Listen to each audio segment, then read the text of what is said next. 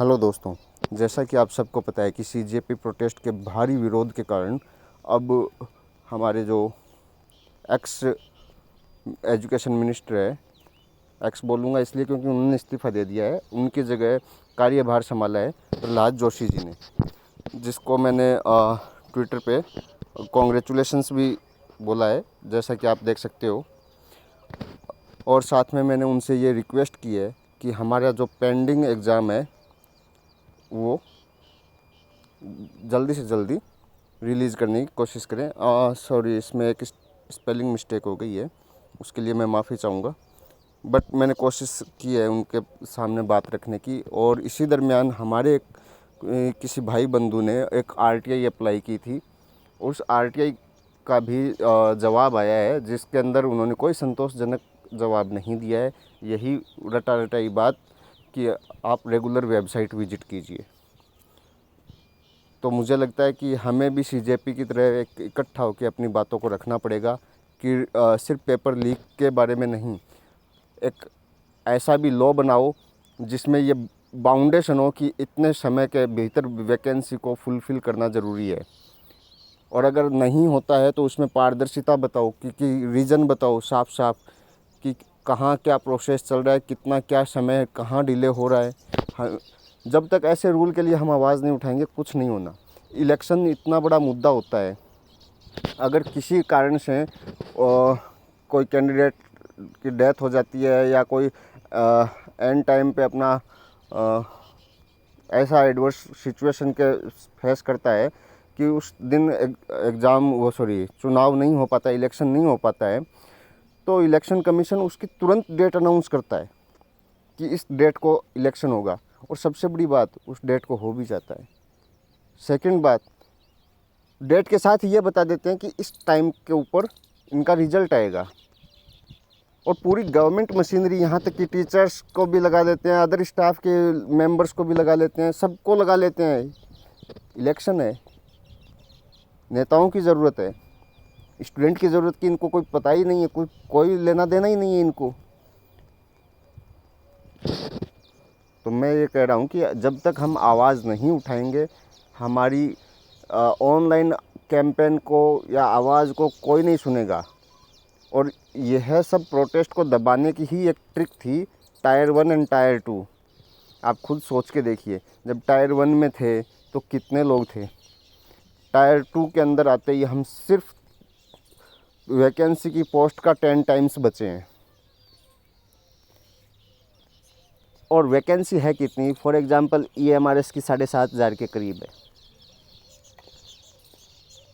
तो 1 लाख स्टूडेंट भी नहीं हुए इनके अकॉर्डिंग।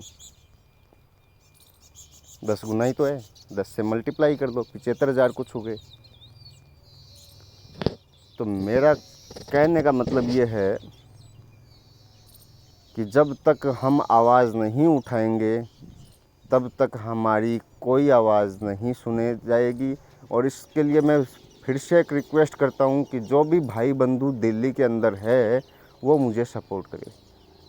मैं बार बार दिल्ली नहीं आ सकता, मैं भी यहाँ पे बाउंडेड हूँ, बट एक बार किसी बंदे ने मेरे नाम से दिल्ली पुलिस को एप्लीकेशन लगा दी प्रोटेस्ट की, तो मैं प्रोटेस्ट अनुमति मिलते ही मैं प्रोटेस्ट में मैं शामिल होऊंगा। कोई आए ना आए मैं रहूँगा वहाँ पे। मेरी आपसे फिर रिक्वेस्ट है, प्लीज़ मुझे सपोर्ट कीजिए। जब तक ये मुद्दा नहीं उठाएंगे कोई भी वैकेंसी ले लो, चाहे हर वैकेंसी का यही हाल होना है। पेपर लीक के बाद, पेपर हो भी गया तो क्या है, अगर लीक प्रूफ भी कर दिया तो भी क्या होना है, रिजल्ट टाइम से नहीं आएगा। यही EMRS वैकेंसी पता है फर्स्ट टाइम जब आई थी ना तो स्टेट लेवल पे आई थी, स्टेट वाइज फॉर्म फिलअप करवा रहे थे, मैंने खुद फॉर्म फिलअप किया था। डोमिसाइल सर्टिफिकेट उस समय भी मांग रहे थे, वो नेसेसरी था, स्टेट का मांग रहे थे, उस समय सेंटर का भी नहीं मांग रहे थे। हुआ क्या, वैकेंसी कैंसिल, लंबे टाइम बाद में रिफ़ंड मिला। तो ये अब नहीं चलेगा, ये बताना पड़ेगा। उस समय भी इन्होंने कोई जवाब नहीं दिया था। इनको बार बार आरटीआई वगैरह लगाए थे, सब कुछ किया था, पर इनका कोई जवाब नहीं मिला था। तो अब ये नहीं चलेगा, ये बताना पड़ेगा हमें सरकार को। फिर नेक्स्ट वैकेंसी आई तो मैंने इसमें फॉर्म फिलअप नहीं किया। क्यों नहीं किया? क्योंकि पता था कि ये नई भर्ती है, पता नहीं होगी या नहीं होगी। पहले भी इन्होंने ऐसे ही कर दिया, फिर उन्होंने जॉब कर दे दी लोगों को। अब दोबारा सोचा कि अब फिलअप करते हैं, तो फिर से उनके यही ड्रामे शुरू हो गए। लिटरली ड्रामा बोलूँगा। मान लो इनका कोई प्रॉब्लम है तो कम से कम शेयर करो। स्टूडेंट भी पढ़े लिखे हैं, ग्रेजुएट पोस्ट ग्रेजुएट है, एक गवर्नमेंट एम्प्लॉय बनने जा रहे हैं, समझेंगे, अंडरस्टैंड करेंगे। बट ये नहीं चाहते कि इनकी मौज मस्ती बाहर पता चले। लिटरली ये ड्रामा कर रहे हैं। मानते हैं इनको प्रॉब्लम हो सकती है, किसी को भी हो सकती है, बट उसका मतलब ये तो नहीं ना कि आप शेयर ही ना करो।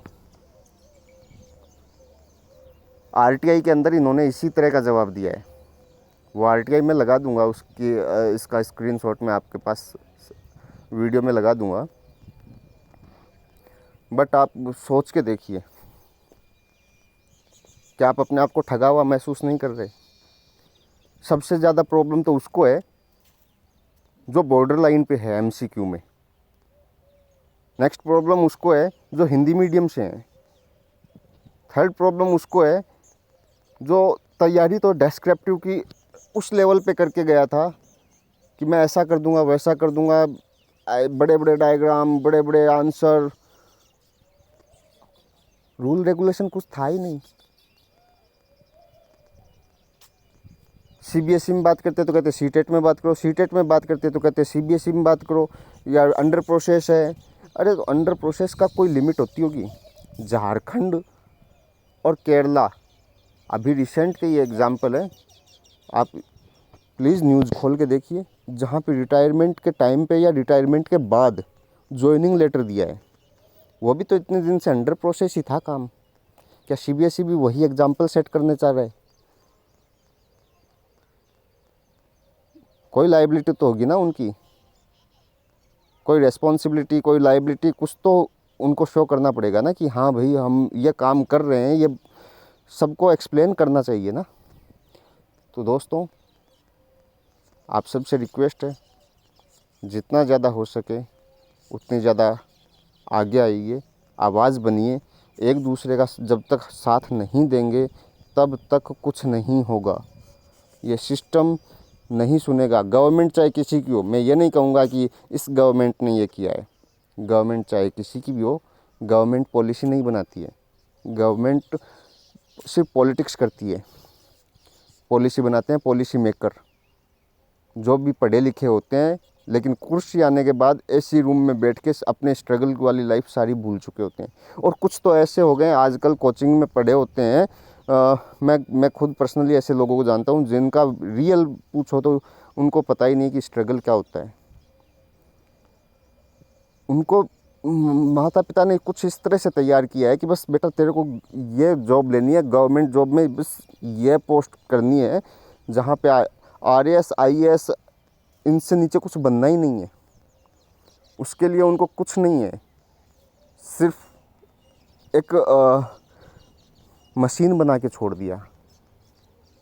उनकी कोचिंग लाइफ से मतलब था, उन्होंने स्कूल भी नहीं की, कोचिंग की है। मैं जानता हूँ लिटरली ऐसे पर्सन्स को, तो वो हमारा दर्द कभी नहीं समझेंगे, क्योंकि उन्हें बचपन से उस माहौल में ढाला गया है कि वो सिर्फ़ और सिर्फ उन्होंने एक वो कहते हैं ना कि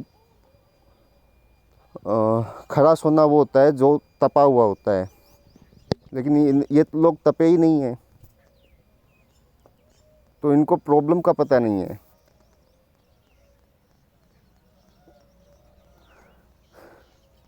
और एक अलग कास्ट बना दी गई है गवर्नमेंट एम्प्लॉय की, प्राइवेट सेक्टर में काम करने वालों की अलग। ये एक नई कास्ट है इस देश में, और मैंने फील किया है। गवर्नमेंट एम्प्लॉय है तो गवर्नमेंट एम्प्लॉय एक दूसरे के पास इस तरह से बात करते हैं, और उनके बीच में अगर प्राइवेट वाला आ गया तो उसको इस तरह से बस ठीक है बात कर ली, लेकिन रेस्पेक्ट नहीं है बिल्कुल भी। तो ये आइडियोलॉजी है और आप लोगों ने फेस की होगी। तो मैं चाहता हूँ कि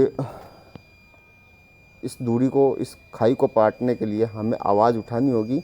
जब तक रेगुलेशन नहीं होगा एग्ज़ाम में, तब तक हम ऐसी ही दर दर की ठोकरें खाते रहेंगे, समय बर्बाद करते रहेंगे और यही रोना रोते रहेंगे। अनएम्प्लॉयमेंट अनएम्प्लॉयमेंट सिर्फ गवर्नमेंट की जिम्मेदारी नहीं है, हमारी भी उतनी रिस्पॉन्सिबिलिटी है कि जब तक हम खामोश रहेंगे, गवर्नमेंट हमारी कोई प्रॉब्लम पे ध्यान नहीं देगी।